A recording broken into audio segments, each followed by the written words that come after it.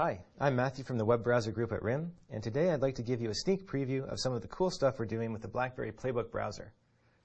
First, I'm going to do a rendering speed demo using a couple of websites. Now, I'm a soccer fan, so I'm going to use UEFA.com. For these speed tests, I've cleared the cache and cookies for both devices, and I'm running them both on the same dedicated Wi-Fi network.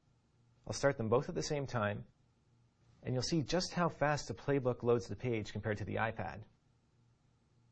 I'm going to do this again with a different website. This time I'll use CBS.com. Again, I'm going to load them both at the same time, and we'll see what happens.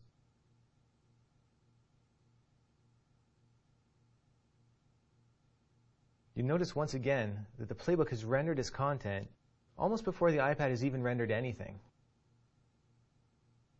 Not only do we load these pages really fast, but we also get richer content because of our support for Flash. I'm going to show you another example of this. This time I'm going to go to Adidas.com. You notice that the PlayBook is downloading rich Flash content. The iPad, on the other hand, actually has an error. If you look closely, you'll see that it says Flash is not supported. And instead, they get a rather mundane, boring-looking HTML site. The PlayBook is animated, is clearly getting much richer content. In addition to Flash, the PlayBook is built to support open web standards, so developers have the freedom to choose how best to develop great web experiences as the web continues to evolve.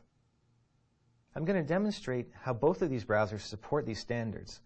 I'll use the ACID 3 test. We are making the PlayBook browser to be as web compatible as possible to allow developers to use Flash or web standards like HTML5 to deliver true web fidelity. You can see that the PlayBook scores 100 out of 100 on ACID 3 and has no rendering artifacts. Let's see what happens on the iPad.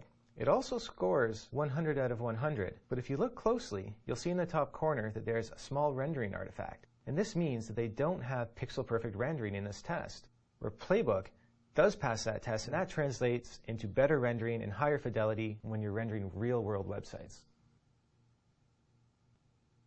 For a final test, I'm going to go to the Pocketful of Canvas demo. This demo aims to test the JavaScript and HTML5 canvas abilities of both of these devices. And this is important because these technologies are being used more and more to create really rich content, such as online games. I'm going to run the same test for both devices. If you look at the animation on the PlayBook, it's very smooth, fluid, it doesn't have any jumpiness. If you look at the iPad, you'll see that it's quite choppy, and you can almost see each individual frame being rendered. So you can clearly see just how fast JavaScript and the HTML5 canvas element are able to run on the PlayBook. And we're continuing to improve this as we work towards finalizing the product. I hope you've enjoyed this demo.